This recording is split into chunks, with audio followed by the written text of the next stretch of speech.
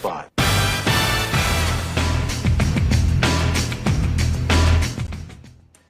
Rational thoughts. Rational thoughts, we have rational thoughts on the show. We're going to get some irrational ones or some really contrarian ones here in a few minutes. My guest today is a guy I've known for, oh my gosh, I hate counting those years now, Lee, because it feels like it was just a few years ago. It's closer to half a lifetime ago. It's like a wedding But I met, anniversary. pardon me? It's like a Oh, wedding anniversary timeline. oh my gosh. Yeah, right. So, our guest today, welcome to the show. Our guest today is one of the rare people who has left and right brain skills like kind of equal. It's really freakishly good. He's got like a technical background. He's, machine parts. He's helped billionaires become successful. He's got such a wide range of experience and insight. I guarantee you one show isn't going to be enough. But today's show, we talked briefly before we started the cameras going here, was about intuition and how we're supposed to trust our gut. And he's going to share with us today why trusting your gut the way you're doing it is probably not accurate. Even though they say trust your gut, he's going to tell us that there's a different question we need to be asking so that we can trust our gut in a proper way as opposed to an improper way, because there's some things we doubt, and he'll give us reasons why in a moment. But first, I'll just bring on the show today my good friend and colleague, Mr. Lee Kolaski, who goes by Leon. I call him Lee, or he calls me Crow. You call him whatever you want. Just don't call him late for dinner. Lee, welcome to the show today.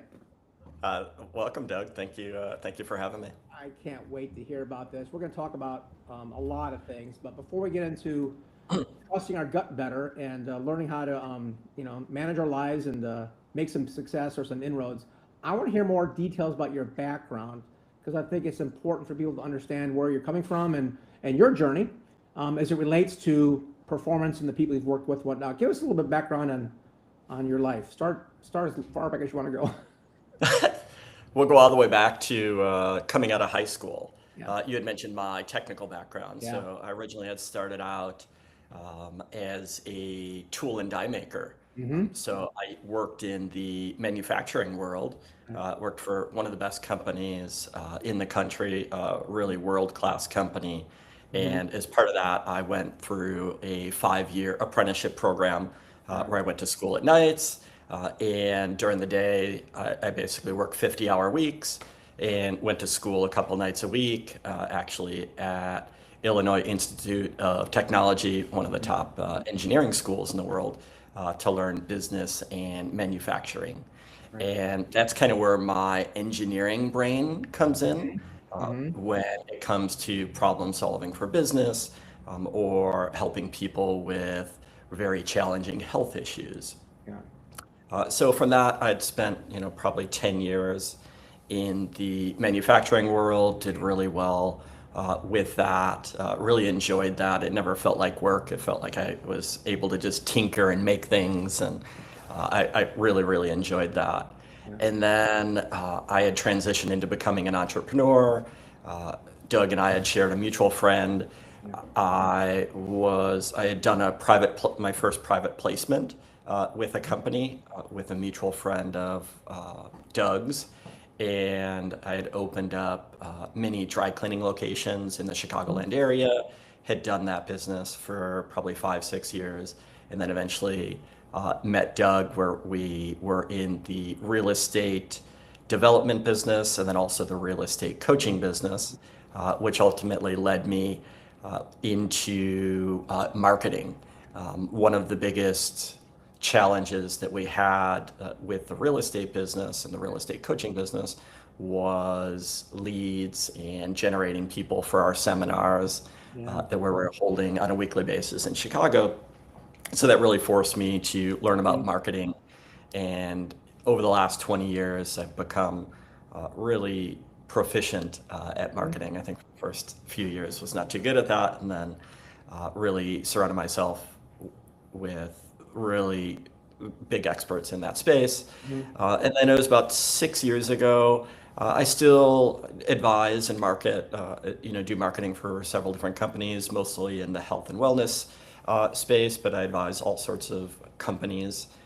And over the last 6 years, about maybe 6-7 years ago, I had an unfortunate incident where my father had taken his own life, and so that had a big impact on me.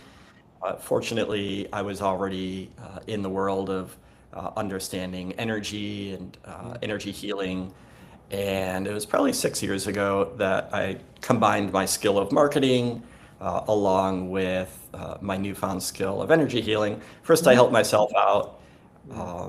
because obviously I was in a really dark place after that Mhm. had happened to me. And then once I kind of dug myself out of that hole, I actually had a client that was a marketing client of mine. She was about ready to go in for a major back surgery, and she and I had a conversation. One of the things that maybe we'll touch on today, Doug, is how if somebody's energy is really off, it actually shows up in the business, right? Yep. Yep. The business is really just a reflection of the entrepreneur's, Mhm. thoughts, beliefs, and energy. And so her business was, really wonky, and she was about ready to go in for a major back surgery. I had a conversation with her, ended up doing a little bit of work on her, and I remember doing a FaceTime call with her daughter and her. I think it was the following day after she Yeah. had done a session with me, and her daughter said, "What the F did you do to my mom?" She had radically shifted. Yeah. Um, Long story short, she didn't need the surgery. And that kind of started my fascination with, energy and doing this for other people. And now I've kind of incorporated it in with my business advisory, Amazing. business and energy to help people in a very unique way Hmm. uh, than other people. So. Yeah. Wow. Yeah. It's a, yeah, I think probably one of the few people in business that can combine both, worlds, and it's fascinating to me. What was obviously the personal side, how you got into it is seminal moment. But in terms of helping others, was there, when the woman came out of back surgery, was it more she healed faster physically or emotionally? What was the tactical result here? Yeah, so one of the main energy centers that has to do with money is actually in the lower back, and Mm, so a lot of times people get lower back pain when they're having money issues, and so when there's a lot of yeah. congestion in one of the energy centers that's on the body, that can manifest as a great deal of pain. And in Hmm. the Western world, that's usually resolved, sometimes with surgery. Not always does Right. that provide the solution. And so, really, it was using an energetic solution. At the end of the day, we have our physical body, and most people understand we have like our aura, and then we've got all these different energy centers. And at the end of the day, if there is congestion in Mhm. something for a long period of time, that could come from family traumas. It could come from just being around people that Yeah. have really bad energy. Energy is always kind of balancing itself out. So if you're around unhealthy people, that can also, lead to it. And so at the end of the day, when the disturbances in the energy body are taken care of, the body already knows how to heal itself. It's Right. Yeah. when And you don't have to get, tell a cut to like go make a scab now, right? No, it knows to do that all by it itself. already knows how to do that, But you, right? you mentioned one thing about most people know about aura energy centers. I would say no, most people do not. They use the word woo woo a lot, which I think we should address right now, saying, yeah, Yeah. you can use whatever words you want, right? We have to use words because I think people they need to put a label on something so they can have a sentence structure with it. But when talking about the quantum world or woo woo stuff, it's really hard to get people to have a conversation about it because people label it instantly as a certain way. Like, what is energy? What is this stuff you're talking about? What is an energy center? What's a chakra? Because Yeah. people will instantly label it and dismiss because they don't understand it, believe it, or been told not to understand or believe it. Sure. Big dramatic pause there. You know where I'm going with that one. So talk to me as though I'm an idiot, or as I have an open mind, and give me a little background on what this actually means. Energy centers. I was kind of curious about that myself. Yeah, and so I'll start off with kind of how I got a little more clear on the like spiritual advising, and Mhm. then get into the energy centers and such. So somebody that worked for me for several years, just recently, or a little while back, I had run into her actually in Austin, and we did a meeting, and she knows me, just like yourself, after working with me for several years, knows me really well. and I'd asked her, what she's up to, and she was talking about how she had somebody. She works in like the mergers and acquisition and acquiring businesses and all of that. And she had mentioned that most billionaires, they work with a spiritual person because they understand energy, they understand astrology. So millionaires a lot of times don't use that stuff, but the billionaires do. And the way that she explained it is that a billionaire knows how important one single decision could affect their business. And the way that she had described it really made things clear to me is that you don't want to take your, dramas from your relationships, the energy from that, anything from your parents or other interactions that you've had with employees, have that in your energy field and have that influence what can be a rather large decision for them. And so she had mentioned the show Billions. There's a character on there named Wendy, and she's like, "You're the male Wendy," And so then I looked into it, and I was like, "Oh yeah, that is sort of what I do." And so really, at the end of the day, people understand.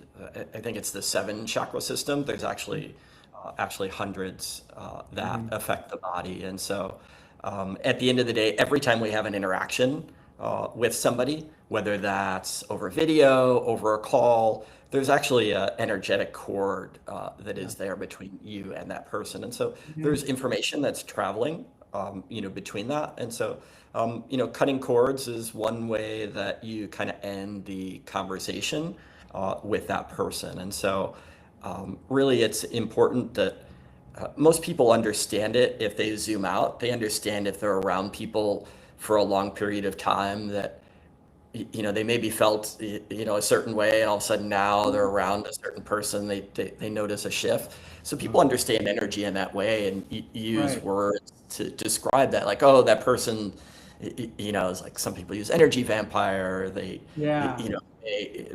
use different things like that. And so everybody has their own words for energy, and I think people understand it. It's just our words may be different, and that's okay. I agree with that. Yeah, I think about like when my dog can sense, someone's sad in the house, she'll go and spend more time with that person. Like, oh wow, she's vibration chords, whatever we want to use. There's something that we can't see, taste, touch, or measure, but it doesn't mean it's not there. That's the way I look at it. And I'm sure everybody's walked into a room where the room even feels off. Right? You're just like, I don't like the vibe, the word that people use. And so, as you can see, there's a little smoke coming in front of me. I've always got incense burning. I'm very attuned to energy just because I work with it all day.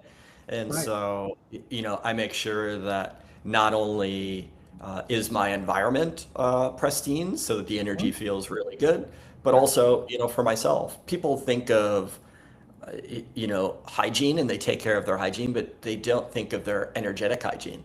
And so really all that I'm doing is practices that maintain my energetic hygiene so that every day I show up at, I'm not taking yesterday into today, and so there's a few ways to do that. People could take a salt bath is a, really good way. 2 to 3 pound salt bath is something that can shift the energy, for somebody. Right. And anecdotally, or we prepared for this this broadcast today. Doug had not been sleeping well for a good week or two. Really pretty poor sleep. 3-4 hours intermittent stuff, and it was rough. And I think the past 10 days I had one night that was 8 hours. And then preparing for this call today, Lee and I got on a call last night, and we talked for a minute, and then he started to say, "Close your eyes and be still," and lo and behold, I got 8 hours sleep last night, Mr. Kolaski. So, it might have been because I was just exhausted for the week, or but I'm gonna go with the combo platter here on that one. It wasn't showing any signs of letting up.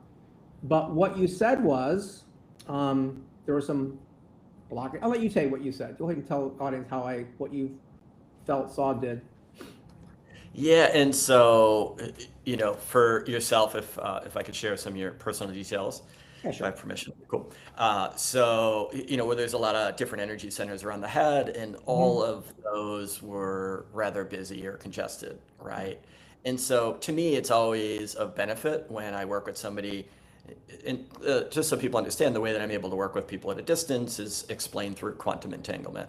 You can affect an object anywhere in the universe, if you're focused in on it. So once I see somebody or I see a picture of somebody, I'm able to connect to their energy and just see what's going on with their energetic system, right? Mhm. To me, it's no different. The difference of me, feeling energy is no different than me like feeling the table that's in front of me. Yeah, the same for you. It's kind of I get the same feel just because I'm attuned to the energies, and I'm not special. Anybody can do that with a little Yeah. bit of training.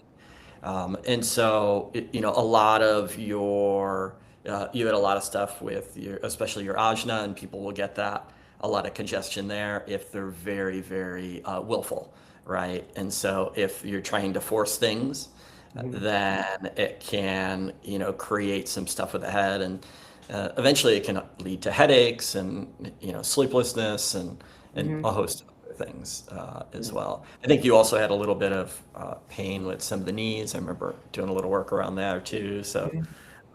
it works for, physical pain, ailments. I've worked on really just about any, major disease, ailment, pain, help people, avoid surgery, or even help people after surgery if maybe the Right. surgery didn't do exactly what they had wanted it to. Have helped with that as well. So, but pretty cool. Just to point out, Doug and I are a few thousand miles away. Mhm. We had a quick session over Zoom, and you know, 30 minutes later, that evening, he had noticed a pretty Yeah. radical change from, where things were at before. Yeah. Um, and that's, that also affects, everything else, right? Sleep is kind of at the cornerstone. Right. Typically, it's one of the first things that I get resolved for people because Mhm. when you do that, the body has more time to, do its own healing process, and you just feel Mhm. better, you work better, think better, everything. Right. So, All right, two-part question. This will take a few minutes, which prepare for this. The first one, I'm so curious about how you learn this, how you apply it. You said everyone's got their intuition, or everyone, but you're able to refine it for yourself to help others. That's question part one. Part two is we heal ourselves, but we're the worst at it when it's intentional. The body can do it without thinking. Our brain gets in the way of that. So how did you learn this, and then how can we help the audience treat themselves and help themselves out? So first part yeah. first, you get this. So I had learned it through a teacher, Mhm. spending many days with her, and I've over the last 5, 6 years, at least once, sometimes twice a year, I'll spend a week with her, Mhm. just kind of refining, what I've learned. Right. To me, it's one of those. It's a practice that anybody can learn. I do also probably about 2 to 3 times a year.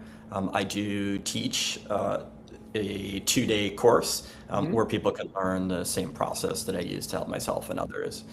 It's kind of the basics to learning about energy and how it works, and people can learn how to help themselves. And at the end of the class, they're able to even help other people at a Mhm. distance, just like I do. And so, Yeah. that has been a big part of the process. And then, what was your second question? It was Oh, we're gonna around. come back to that second question, but you told me something before the show about what she said that was like, you know, Oh, it's not clairvoyant, it's not mind reading, it's quantum entanglement or whatever. Tell us tell the story about how you and I talked about this word for years. Yeah. yeah. So Doug and I worked together for it must have been like a 6-year period, Mm-hmm. and I was kind of like Doug's right hand man, Concierge, advisor yeah. in this business, right?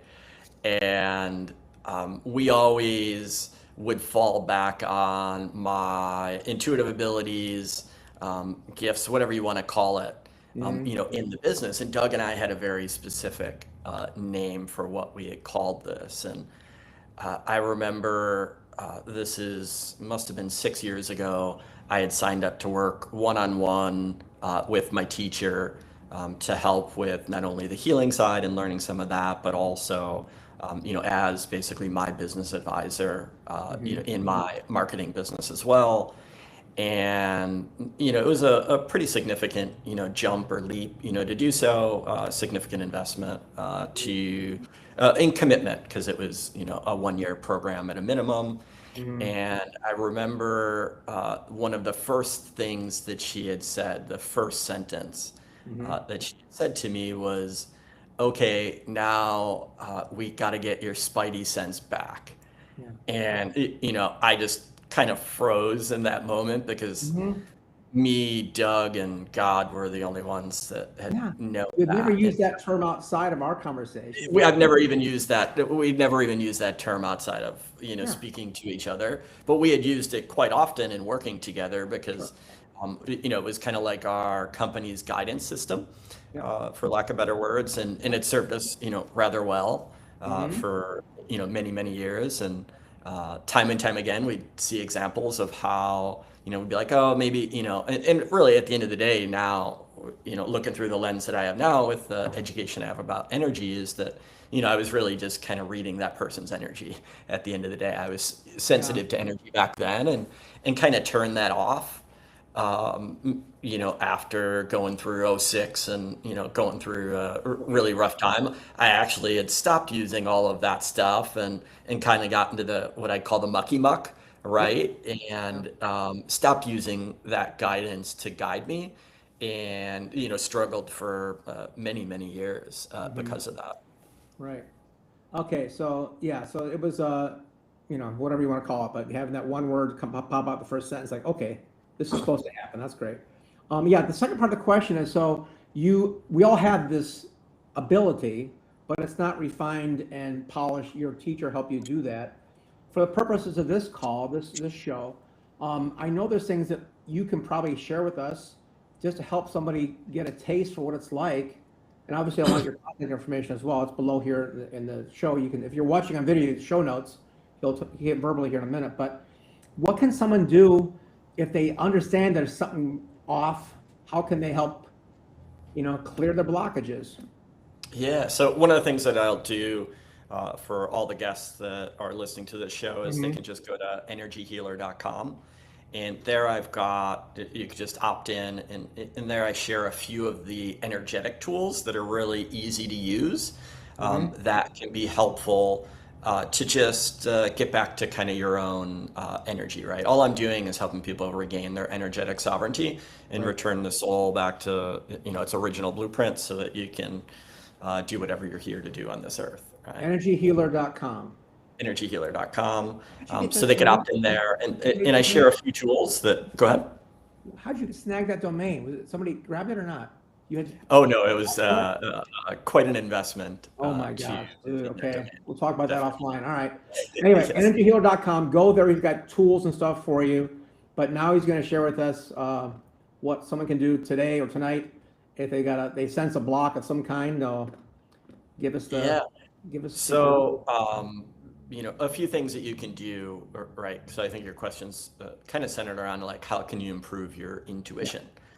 And so, the way I think of it is, intuition is like a muscle, and you want to exercise it consistently. You don't want to, you wouldn't go to the gym and go lift heavy weights if you haven't been there in 6 months, and go ahead and lift what your friend is lifting that's been training, for his entire life. And so I think the same thing of, intuition. What a lot of people do is they will go into a very big decision and rarely ever use their intuition, and then they'll use their unhoned intuition skills to make a major decision. Right. Which is, in my mind, it's a really big mistake. And so what I would encourage people to do is use your intuition on a daily basis and have fun with it. Since we are playing with energy and spirit, we want to keep it light and fun. Make a game out of it.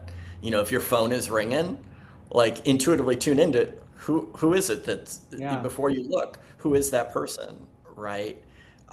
Use it for determining, what happens next. What somebody's going to do, what action somebody's going to take. Like, just keep playing with it. And I would encourage you to do it on a daily basis. And by doing that and using it more often, it kind of goes back to that like working out example as to how I would start honing your intuition. So that's number one. Use it daily in any way that you can think of that's going to benefit you. And as you use it more and more, it's only going to get better and better. The other thing, and this goes back to the conversation I had with the girl that used to work with me, is that you also want to do some things to clean up your energy. Right? Because if you are around people and they've got poopy energy, at the end of the day, there is some sort of an exchange. People can understand that. And you don't want to have, kind of poopy energy going on with you when you're tuning into intuition or making decisions of any type of level in your business or personally, because it's not going to put you in the right on the right path. And so, a few things that people can do in the energyhealer.com. One of the things I teach you is just how to cut cords. That's really probably one of the best tools that you can use to, start regaining your energy so that it's not kind of spread out, all over the place with all these other people and connections that you've had. The other thing is, either do a salt bath or a salt shower or jump in the ocean. If you think of like a surfer's energy, right? It's super light, they're not stressed out about anything. And, I would say that I would argue that part of that is because they're hanging out in salt water. Salt water is a way of kind of eating away at poopy energy, and, nature as a way of recycling that, with the sun and cleaning up that energy. And so, salt is a really cheap, beneficial tool that can help people just feel a lot better in their body. Because when you feel better, you're not only going to feel healthier, you're going to be healthier, but it's also going to help you with your business and how you interact with people that are out there. And then probably the last thing is doing daily meditation practice. Even spending 10-15 minutes with the right meditation, it's going to flush out your energetic system and kind of get rid of a little bit of that poopy energy as well. So in doing so, you're just going to be operating from a much higher vibration, and that's going to lead to better results in your business and with your health as well. Nice. Okay, so follow-up questions. Number one, cutting cords. Sounds like that could be, painful. Cutting a cord sounds, I know it's not, but give me an example of somebody who's got a challenging life, what it would be, maybe using one of your stories, maybe best actually, and how you can, temporarily or distance or whatever you got to do to pull that off, cutting a cord or connection. Yeah. So as I mentioned, every time you have an interaction, there's, some sort of a cord. And even if you have a thought about something, there is an energy that's, going out into the ethers to start working and, creating that thing, right? From thought to matter. And so, sometimes people will also have negative thoughts, right? And, you can not only cut cords to a person, but you can also cut cords to a thought, a thing. So if somebody it's a great way to interrupt a negative pattern. So, say, somebody has just like, I call it loopy thoughts around a person or thing that's not serving them. You can just go ahead and, gather up the cords and, cut the cord to that thought. And over time, that's going to become less and less prevalent because no longer does that thought have as much energy because you're cutting that loop to that particular thought or that idea. Very good. Okay. And the third thing you mentioned, I forgot about it now. What was the third thing?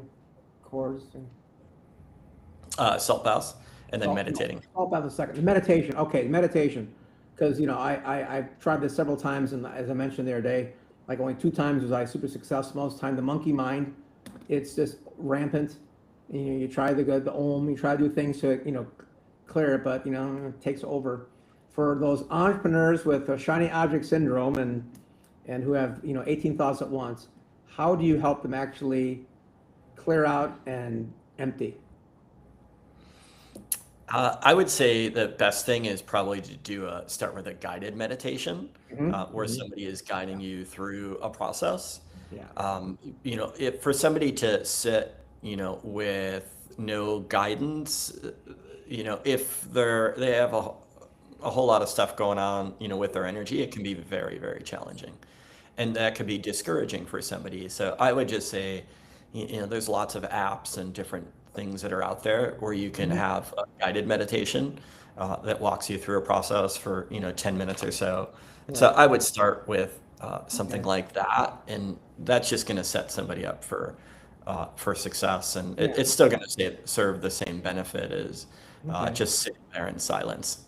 Do you have any of those in your course or your website? You got a great voice. For anybody that opts in, we'll go ahead and I do have a meditation that I Okay. can send over as well that would be really helpful with that. A soothing voice, Lee. It's very calming. It goes.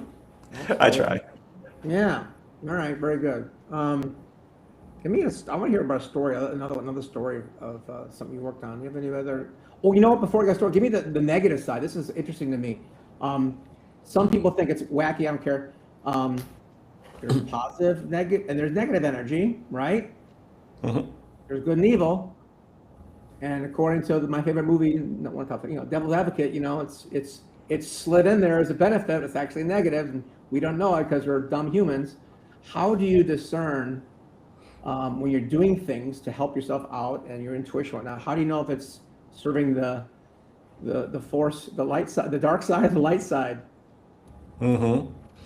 I think for that, it just comes down to spiritual discernment.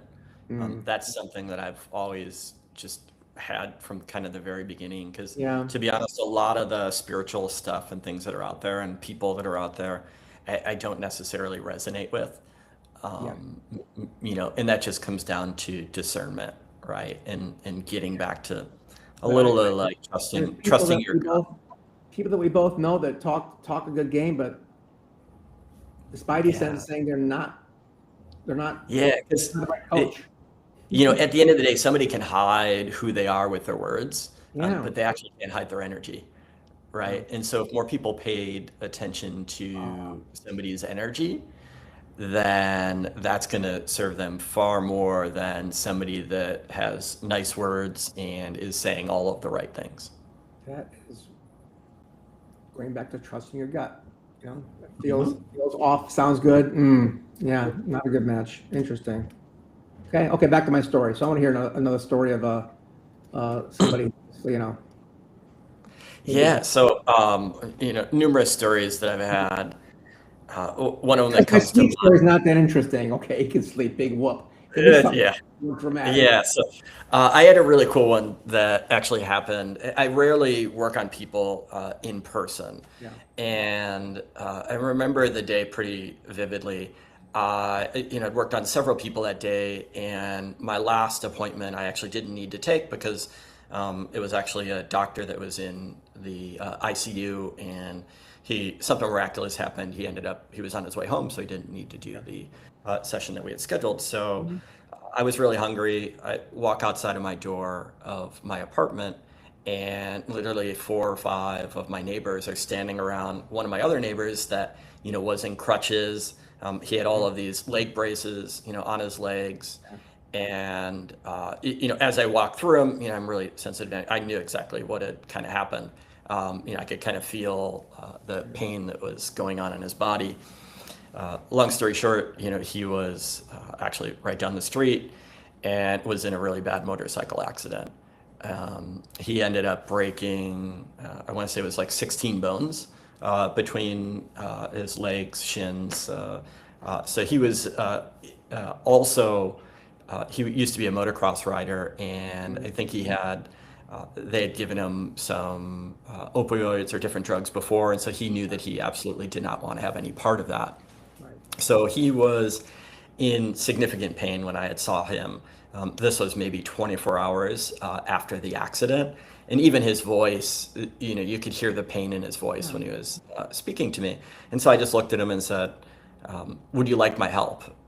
And there's three or four people that are kind of around him, and I just kind of interrupted and wasn't paying attention to anything else. I just like zoned in on him, and he's like, "Huh?" And I go, "I think I could get you out of pain." And he's like, "I'll do whatever." I was like, "Okay," I didn't even have his phone number, so Mm.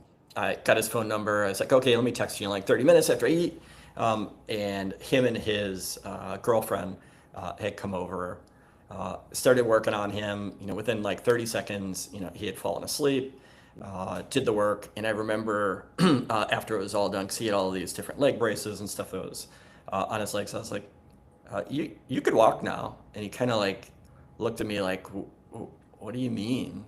I was like, "Yeah, like it looks good, because I kind of see what's going on with the energy." And I could tell his brain was, Yeah. kind of struggling with that a little bit. And I remember him putting his crutches in his right hand, and so he had walked out of here. And what was cool about it, and he was, on his own with that. And then I live in a place where I'm in kind of the top unit or Mhm. corner of the building, so I have a Yeah.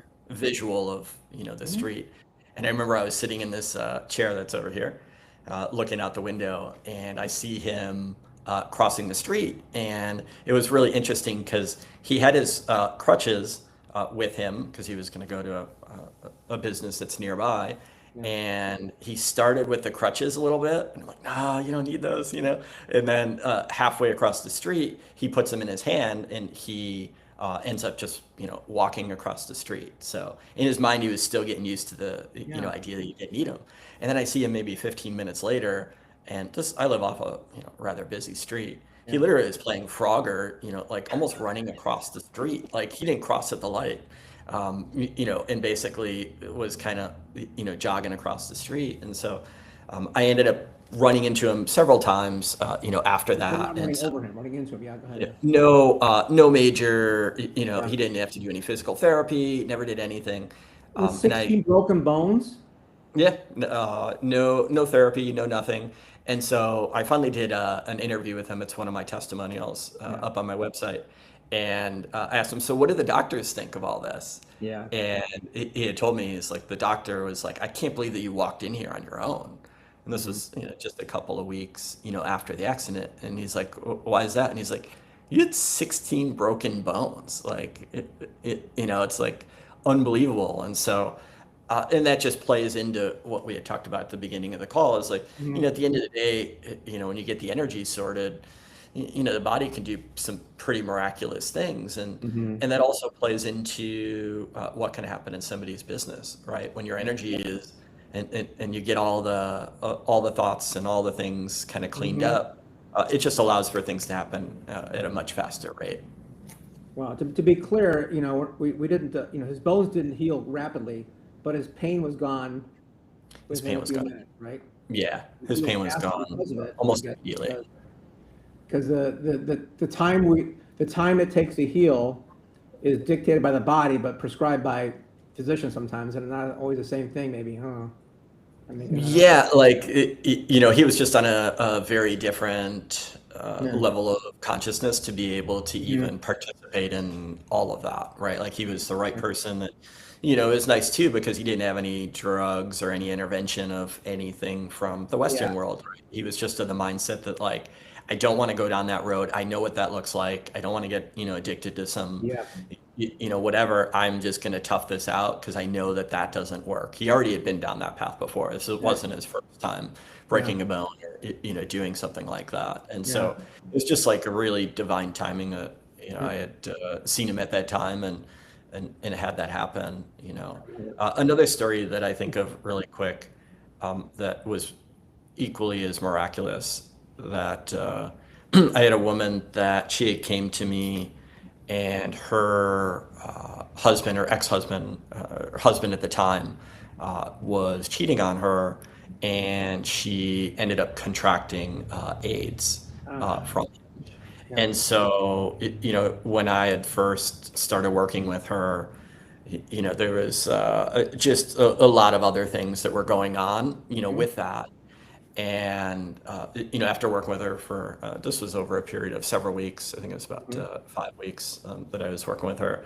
Mhm. She ended up going to the doctor, and there's a certain test that they do to determine, Right. the where the AIDS is at based on, I think, Mhm. what, like a white blood cell count or something like that. And so Viral load thing or something, right? Mhm.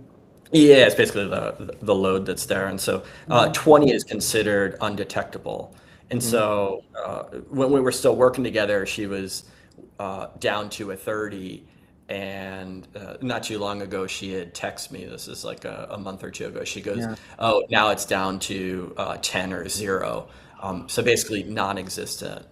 That's something that, at least in the Western world, would be considered incurable and, Yeah. not something that is possible. And I just try to exist in a world that's a little bit different than that. Yeah. I have a little bit different belief, Yeah. and just another person that, yeah, is pretty miraculous to see and to be a part of that journey for that person. Yeah. That's a big disclaimer, folks. Okay, we're not, these are results not typical. This is not medical advice. These are great No, I'm not stories. giving any medical advice. I'm definitely That's not a right. doctor. That's right.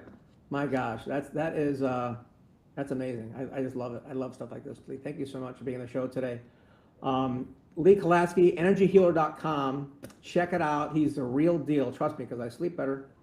And we grew a pretty good business together around their real estate days. So yeah, it all works if you work it. Trust your gut, but not with some guidance from Mr. Kolaski. Any parting words of wisdom? You are your energy. So take care of your energy, Mhm. and you'll live a much more blessed, magical life. Wonderful. Thank you so much for being on the show. I appreciate it. Folks, that's the closing the show today. If you haven't taken notes, just right below, just click below and download them. They're all yours. And stay in touch. Thank you very much. Appreciate it. Thank you.